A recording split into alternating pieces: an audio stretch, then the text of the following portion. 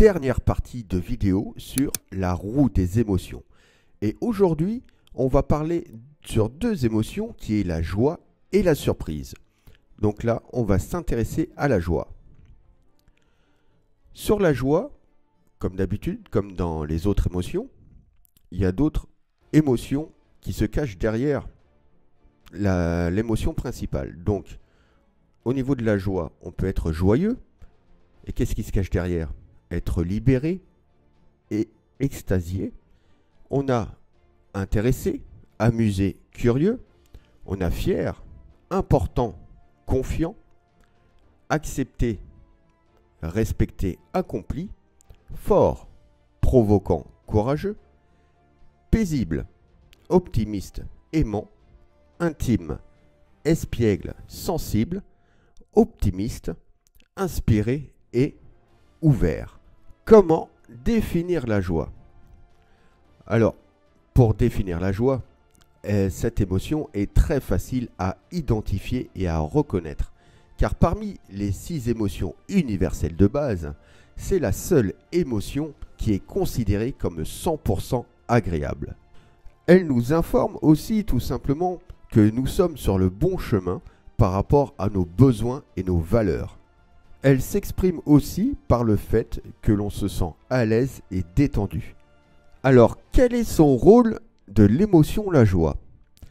Elle a pour fonction de nous auto-récompenser de nos efforts, nous faire du bien et renforcer notre motivation à agir, notre créativité et nos liens avec les autres.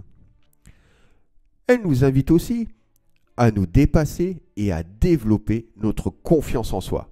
Manifestation de la joie.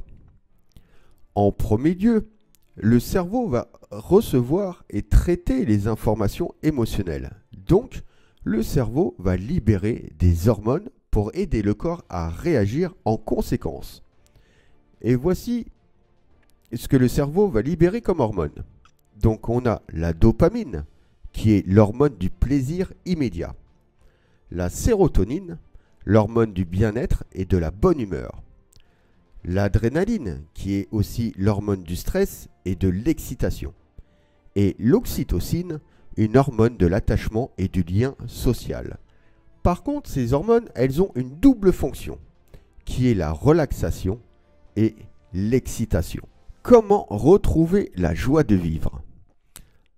Alors c'est sûr, bien évidemment, que si vous êtes face à une personne qui est manipulateur, manipulatrice, pire, pervers narcissique ou femme borderline, ça va être très compliqué de retrouver une joie de vivre, d'être complètement positif ou positive. Car ces personnes-là, en fin de compte, ils vont jouer avec vos émotions, surtout s'ils utilisent la première manipulation dont le pervers narcissique adore, c'est souffler le chaud et le froid. S'il utilise cette manipulation, vous allez être directement en instabilité émotionnelle. Et du coup, vous allez être complètement démotivé. Et ça va baisser considérablement votre confiance en vous-même et votre estime de vous-même. Donc, c'est pour ça que je précise bien dans chaque coaching qu'il est très important de sélectionner votre entourage. Si vous avez un entourage négatif ou alors que vous êtes dans une relation qui est stagnante, où est l'avantage?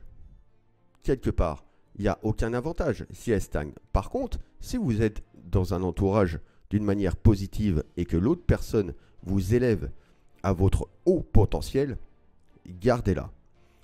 Et une phrase qui est très importante que je vais vous dire, c'est-à-dire qu'avec les années à venir, on n'aura pas le choix de se développer. Se développer au niveau de la confiance, au niveau de l'estime, mais aussi développer son intelligence émotionnelle. Et écoutez bien cette phrase, elle est très importante. Vous devez devenir tellement puissant pour que votre entourage social puisse exister, n'ont pas d'autre choix comme objectif principal de vous valoriser. Je la répète car c'est très important.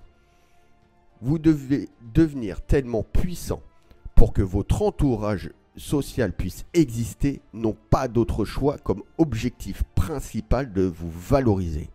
L'essentiel est de trouver un objectif, mais un objectif qui nous fait du bien, mais qui nous fait du bien personnellement et non aux autres.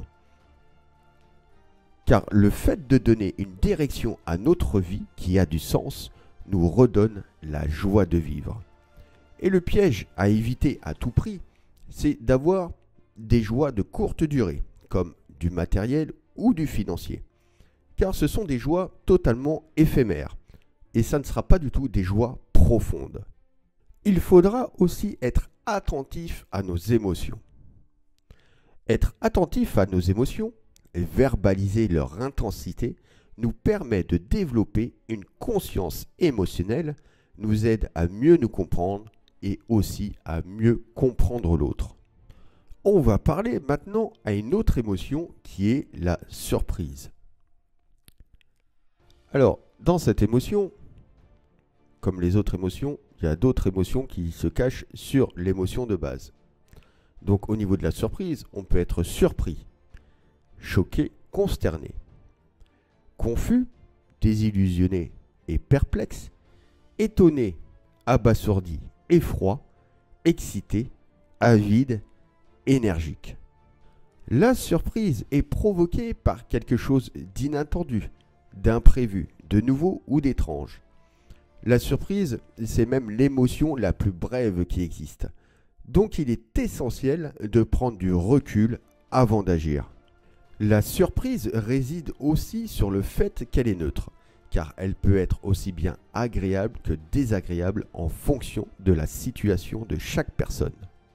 La surprise précède généralement une autre émotion, comme la joie ou la colère par exemple. Et on pourra dire si cette émotion, elle est agréable ou désagréable selon l'émotion qui la succède. Comme pour toutes les autres émotions, la surprise entraîne des réactions et des changements aussi bien physiques que psychologiques. Et ça va nous permettre tout simplement de faire face à notre environnement. Donc voilà, c'est la fin de cette dernière partie sur la roue des émotions. J'espère que vous avez appris énormément de choses sur vos émotions car il est très important de les comprendre, ces émotions. Je vous dis à bientôt pour d'autres vidéos.